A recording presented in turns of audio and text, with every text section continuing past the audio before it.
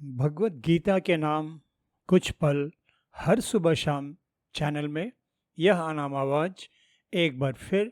आप सबों का स्वागत और अभिनंदन करती है।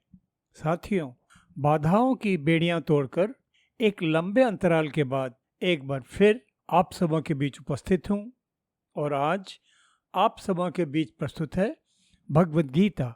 8वें अध्याय का 18वां तथा 19वां श्लोक। अव्यक्तात् व्यक्तयः सर्वाः प्रभवन्ति अहरागमे रात्यागमे प्लीयन्ते तत्रैव अव्यक्तसंज्ञके भूतग्रामः स एव अयं भूत्वा भूत्वा प्रलीयते रात्र्यागमे अवशः पार्थ प्रभवति अहरागमे। इन श्लोकों के सरल शाब्दिक अर्थ इस प्रकार हैं। समस्त चराचर जीवगण ब्रह्मा के दिन में प्रवेश काल में अव्यक्त से अर्थात ब्रह्मा के सूक्ष्म शरीर से उत्पन्न होते हैं और ब्रह्मा का रात्रि काल आरंभ होने पर उस अव्यक्त नामक ब्रह्मा के सूक्ष्म शरीर में ही लीन हो जाते हैं। और हे पार्थ, यह जीव समुदाय उत्पन्न होकर प्रकृति के वश में हुआ ब्रह्मा के रात्रि के प्रवेश काल में उन्हीं में लीन हो जाता है और उनका दिन आरंभ होने पर फिर उत्पन्न होता है। साथियों, सृष्टि के समस्त लोकों, निम्नतम लोक से लेकर उच्चतम ब्रह्म लोक के पुनरावर्ती होने अर्थात बारंबार सृजित होने तथा बारंबार नष्ट होने संबंधी उपदेश के बाद योगेश्वर श्री कृष्ण अर्जुन को ब्रह्मा के दिन तथा रात्रि की अवधि बतलाते हुए कहते हैं कि ब्रह्मा का एक दिन 1000 चतुर्युगी अवधि वाला होता है तथा उनकी एक रात्रि की अवधि भी इतनी ही होती है।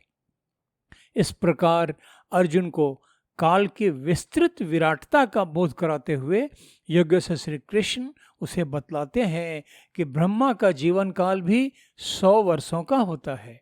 और इस अवधि की समाप्ति के बाद ब्रह्मा भी लय हो जाते हैं और फिर दूसरे ब्रह्मा की उत्पत्ति होती है और सृष्टि का क्रम चलता रहता है। इस प्रकार सृष्टि का यह अद्भुत रहस्यमय क्रम अनवरत चलायमान रहता है। काल के विस्तार को इस प्रकार समझने पर हम जगजीवों को सहज ही बोध हो जाता है कि हमारा जीवन, जिसे हम इतना महत्वपूर्ण समझते हैं, जिसमें हम अनेकों आशाएं, आकांक्षाएं, महत्वाकांक्षाएं मन में संजोए अनेकों कष्टमय द्वंद्वों से आजीवन गुजरते रहते हैं, अनेकों प्रकार की मानसिक पीड़ाएं, मानसिक तनाव झेलते हुए जीवन व्यतीत करते हैं। तो सृष्टि क्रम की इस विराटता से परिचित होने पर हमारा यह जीवन कितना तुच्छ, कितना क्षुद्र, कितना महत्वहीन नजर आने लगता है। साथियों, अर्जुन को काल की विराटता का इस प्रकार बोध कराने के बाद योगेश्वर श्री कृष्ण उसे बतलाते हैं कि ब्रह्मा का दिन आरंभ होने पर सृष्टि के समस्त चराचर भूतगण ब्रह्मा के सूक्ष्म शरीर से उत्पन्न होकर अव्यक्त स्वरूप से व्यक्त स्वरूप में परिवर्तित हो जाते हैं और फिर कारण शरीर से सूक्ष्म शरीर और सूक्ष्म शरीर से स्थूल शरीर धारण रूपी यह शरीर यात्रा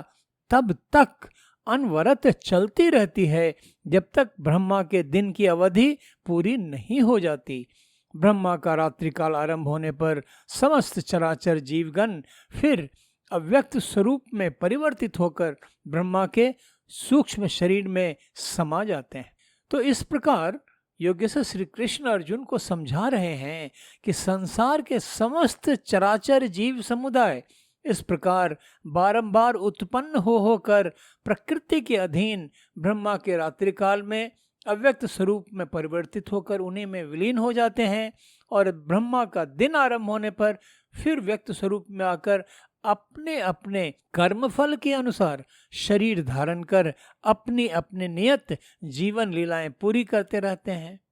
तो मानव जीवन की क्षुद्र क्षण भंगुरता का यह परिचय, यह ज्ञान, यह बोध मनुष्य के सारे ममत्व, सारे द्वंद्व, सारी किंकर्तव्य विमूढ़ताओं, सारे तनावों को नष्ट कर उसे सहज, अनायास ही अनासक्त, निष्काम, वीतरागी मनुष्य बना देता है। मानव जीवन की क्षण भंगुरता का यह बोध निश्चय ही अर्जुन के साथ साथ हम जग जीवों को भी सचेत करता नजर आता है कि हम अपने आप को अनावश्यक महत्व न दें, बल्कि यह समझें कि हम तो सृष्टि रचयिता के निमित्त मात्र हैं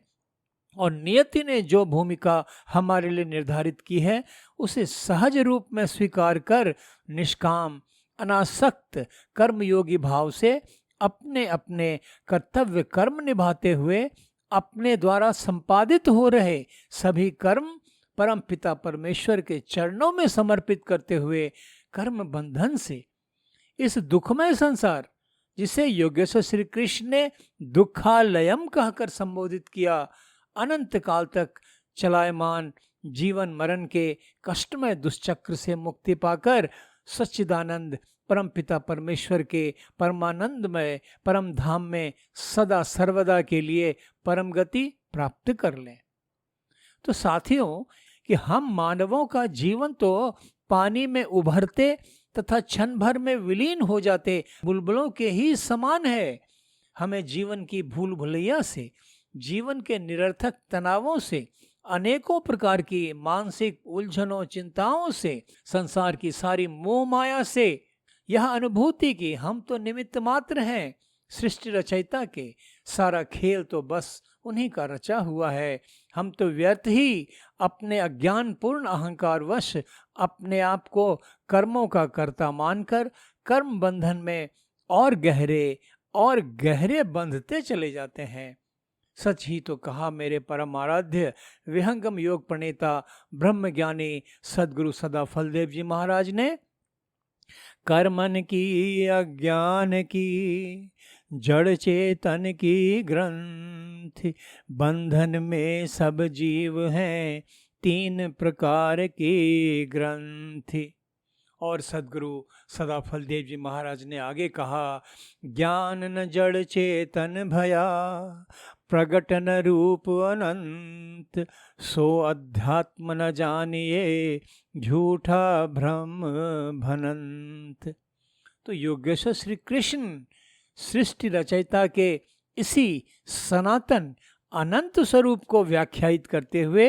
अर्जुन की सांसारिक मोह माया से बंद आंखें खोलने का प्रयास कर रहे हैं। अर्जुन को समझाने का प्रयास कर रहे हैं कि जड़ पंचभूतों से निर्मित इस शरीर के जर्जर हो जाने पर आत्मा उसे त्याग कर अपने अपने कर्मफल भोग के अनुरूप नए नए शरीर धारण करती रहती है। और जब तक मनुष्य के अज्ञान की यह ग्रंथि सद्गुरु ज्ञान से नष्ट नहीं होती, मनुष्य अनेकानेक योनियों में भटकता रह जाता है। तो जीवन के इस यथार्थ का ज्ञान मनुष्य को बंधन में रखने वाले 3 ग्रंथियों,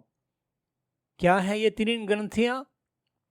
कर्मन की अज्ञान की जड़ चेतन की ग्रंथि, बंधन में सब जीव हैं 3 प्रकार की ग्रंथि।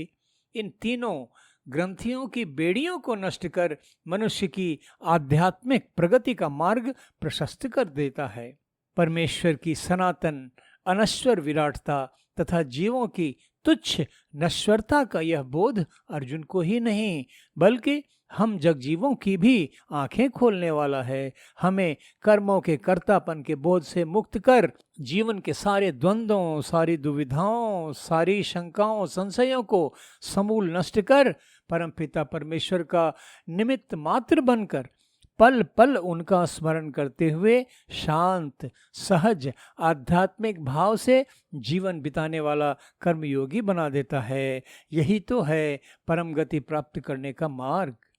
तो आज बस इतना ही। भगवत गीता 8वें अध्याय के अगले श्लोक के अर्थ तथा व्याख्या के साथ शीघ्र ही फिर आप सबों के बीच उपस्थित होऊंगा। तब तक आप सबों के लिए अशेष मंगल कामनाओं के साथ धन्यवाद। नमस्कार।